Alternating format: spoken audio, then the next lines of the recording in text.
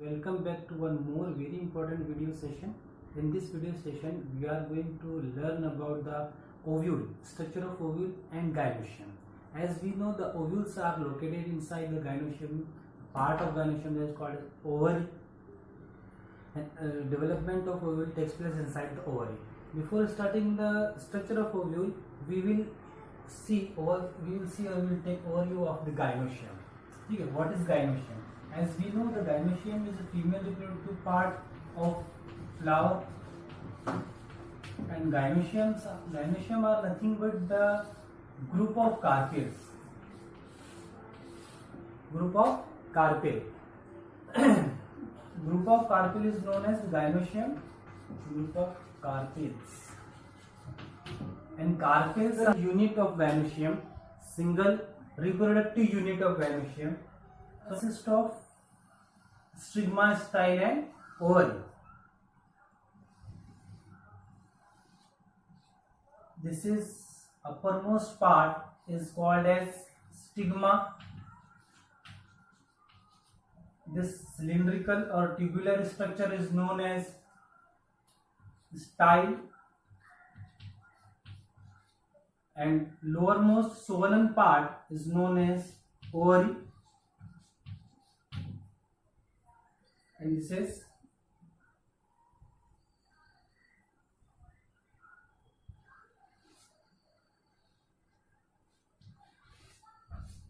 receptacle. So ovules are located inside this swollen part called as ovary. This is single carpel. This is single carpel.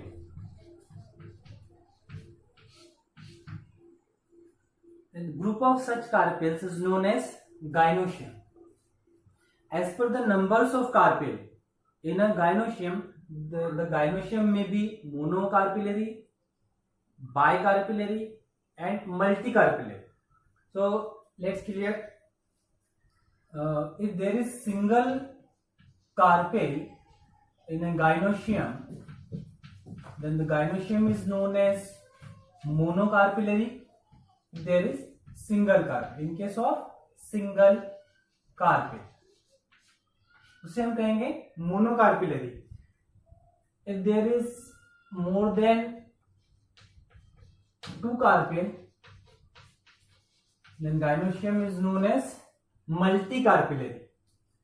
If two carpel, then bicarpellary. If more than two carpels, then gynoecium is known as multicarpellary. Let's clear. One more condition is there कि अगर gynoecium fuse है, बहुत सारे gynoecium fused है, अगर एक दूसरे में मिले हुए हैं, उस कंडीशन को हम कहेंगे मल्टी कार्पिलरी सिंकार्पस.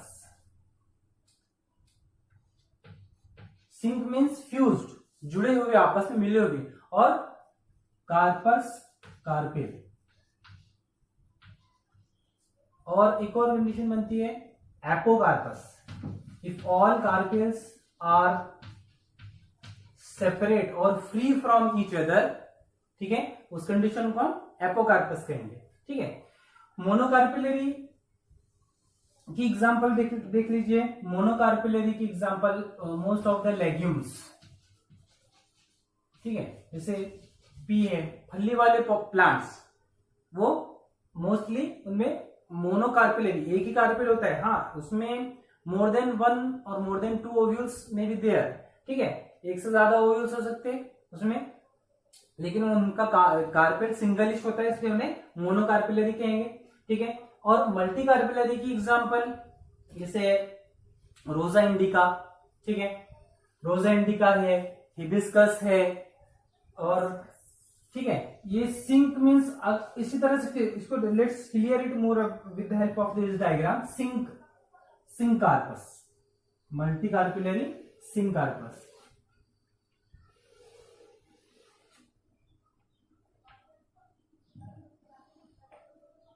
कंसीडर कीजिए कि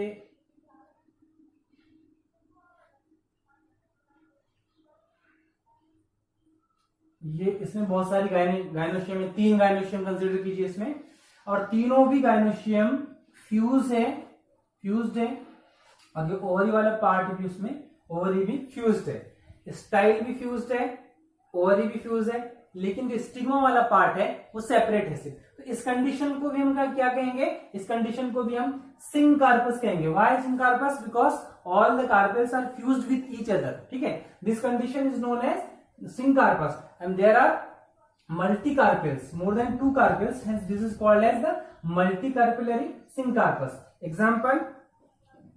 Example of multicarpellary syncarpus is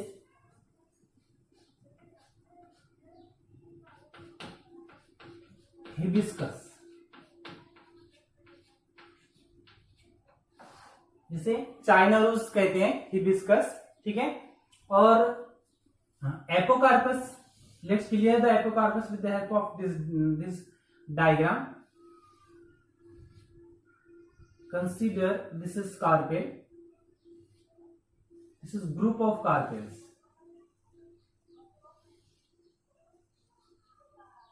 and all carpels are free from each other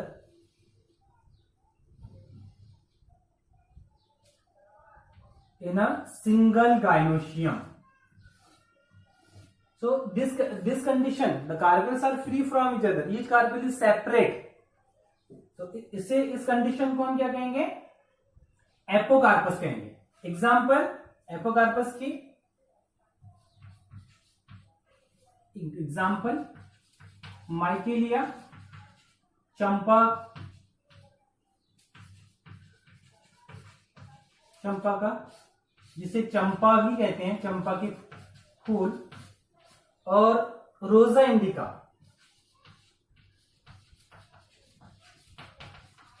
जिसे गुलाब या रोज भी कहते हैं। उसमें गाइनोशियम जो होती है तो फ्री होती है, और जो हिबिस्कस है, हिबिस्कस में गाइनोशियम फ्यूज्ड कंडीशन में होती है, ठीक है। तो अगर आपको एक ये देखना है, एक्सपेरिमेंट करना है, तो ओवरी का टीएस लीजिए और हैंड लेंस से आप उसको देख सकते हैं, तो it will more clear about the syncarpous condition.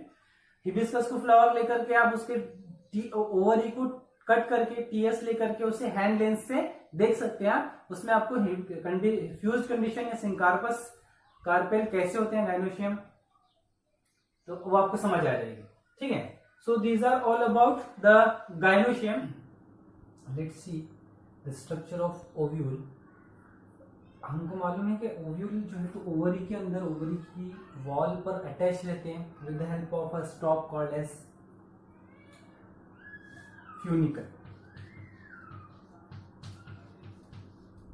और ओव्यूल ओवरी की वॉल पर, ओवरी की जो वॉल होती है, ओवरी की वॉल पर जहां पर कुछ टिश्यूज होते हैं, उन जहां पर ओव्यूल अटैच होते हैं, ओव्यूल की डंडी जहां पर जुड़ी होती है, उन टिश्यूज को हम प्लासेंटा कहते हैं, ठीक है। और ovule consist of stock and main body. Again stock, ovule consist of a stalk and main body. Again main body consists of number 1 nucellus cell, nucellus, number 2 integument,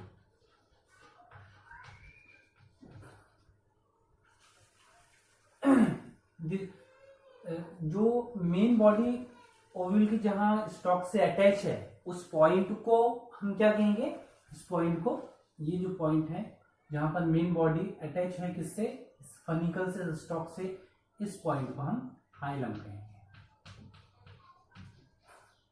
इसी तरह ओव्यूल्स में 2 कवरिंग होती है, जिसे आउटर इंटेगुमेंट और inner integument कहते हैं।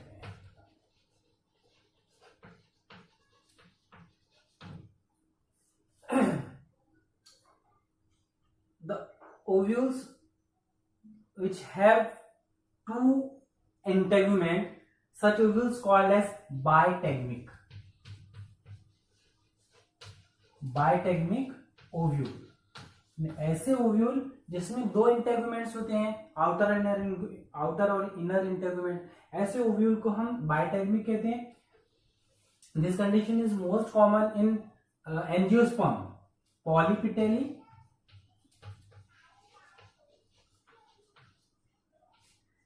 And monocots. इस तरह के ओव्यूल्स जो है जिनमें डबल एंटेगुमेंट होता है वो एंजियोस्पर्म में, मोस्टली एंजियोस्पर्म में होते हैं, पॉलीपेटली में और मोनोकॉट्स में। और ऐसे ओव्यूल जिनमें दो नहीं बल्कि सिंगल एंटेगुमेंट होता है, ऐसे ओव्यूल को हम यूनिटैगमिक ओव्यूल कहते हैं।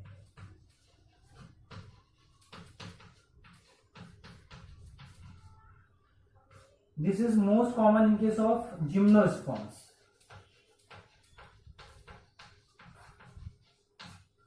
जिम्नोस्पर्म्स में ये मोस्ट कॉमन है। और गैमोपिटेली में भी कॉमन। गैमोपिटेली में मीन्स जो द फ्लावर्स जिनके पेटल्स जो है वो फ्यूज होते हैं, उन्हें गैमोपिटेली कहते हैं। पॉलीपेटली मीन्स जिनके पेटल्स जो है तो फ्री होते हैं। तो ये जिम्नोस्पर्म में प्लस गैमोपिटेली, एंजियोस्पर्म, गैमोपिटेली, इनमें मोस्ट कॉमन होता है यूनिटैगमिक ओव्यूल। ठीक है, अब आते हैं इसके जो, देखिए जो इंटेगुमेंट्स होते हैं वो इंटेगुमेंट्स कवर करते हैं किसको, main mass of cells, compactly arranged cells. Mass of compactly arranged cells is called as nucellus, and nucellus are totally covered by both the integument, but integument leaves a small pore. This is called as micropyle.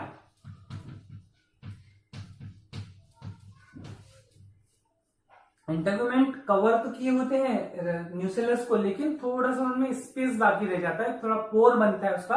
उस पोर को हम क्या कहते हैं, ये पोर को micropyle कहते हैं। ठीक है, माइक्रोपाइल के एग्जैक्ट अपोजिट वाला जो पार्ट होता है ओव्यूल का, उसे हम चैलाजा कहते हैं, चैलाजा।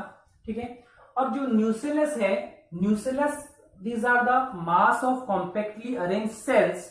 ठीक है, और these are nutritive in function, they provide nutrition for developing embryo। जब इस सीड में एम्ब्रियो बन जाएगा, एम्ब्रियो का डेवलपमेंट होगा, तो उस वक्त वो न्यूट्रिशन कहां से लेगा, इन न्यूसेलस सेल्स से लेगा। ठीक है, और कुछ इसी तरह कुछ न्यूसेलस, कुछ प्लांट्स में न्यूसेलस ऐसे होते हैं सिंगल लेयर्ड होते हैं। ये बहुत सारे जैसे सपोज कंसिडर कीजिए इस तरह की सिंगल लेयर रहेगी उनमें, ये न्यूसेलस एपिडर्मल रहेगा और उसमें नीचे सिंगल लेयर रहेगी। कुछ न्यूसेलस सिंगल लेयर्ड होते हैं कुछ प्लांट्स में, ऐसे न्यूसेलस को हम टैन्यून्यूसिलेट कहते हैं, टैन्यून्यूसिलेट ओव्यूल। जिस ओव्यूल में वो रहेंगे उसे टैन्यून्यूसिलेट ओव्यूल कहेंगे। इसी तरह से कुछ ओव्यूल्स में कुछ न्यूसेलस जो है तो उसके सेल्स मल्टीलेयर्ड हो सकते हैं। ठीक है, इसी कंडीशन को हम कहेंगे क्रेसीन्यूसिलेट, क्रेसीन्यूसिलेट। ऐसे न्यूसेलस को हम कहते हैं क्रेसीन्यूसिलेट ओव्यूल, ऐसे ओव्यूल को। और ओव्यूल बाज वक्त ऐसा होता है कि न्यूसेलस बाकी रह जाता है even after the development of embryo. ठीक है, तो ऐसे न्यूसेलस को हम परसिस्टेंट न्यूसेलस कहेंगे या फिर इसे पेरिडर्म भी कहा जाता है। ठीक है, और जो न्यूसेलस जो सेल्स होते हैं, these are the mass of compactly arrange cells.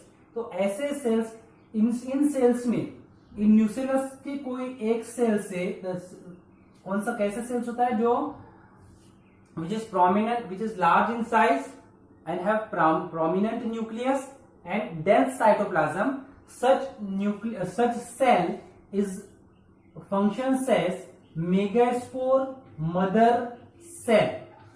ठीक है, या जिससे एम्ब्रियो से के फीमेल गैमेटोफाइट बनता है। तो इस न्यूसेलस सेल से एम्ब्रियो का डेवलपमेंट कैसे होता है वो हम अगले वीडियो में देखेंगे, सेपरेट वीडियो बनाएंगे उसके लिए। ठीक है, I hope the concept about this is clear now. Thanks for watching.